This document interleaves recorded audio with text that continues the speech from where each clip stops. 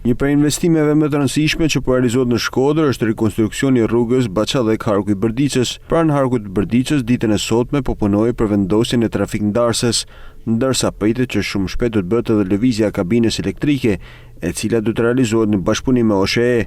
Vjon puna në segmentin rrugor Harku i Bërdiçës Baçallek. Aktualisht po punohet për vendosjen e trafikndarëses, ndërsa mësohet sipas firmës kontraktuese se me hapjen e kohës pritet të zhvendoset dhe kabina elektrike. Ndërsa vlerësojnë këtë investim, qytetarët kërkojnë që punimet të realizohen me ritëm më të shpejtë. Ka punë me vonesë, shumë me vonesë.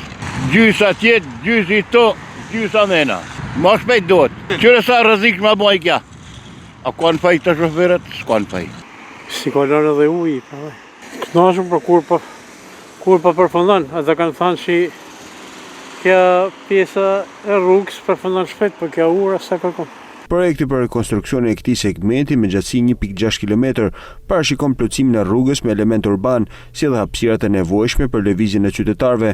Nga ana tjetër, ky investim pritet të rrizë vlerën e të gjithë zonës.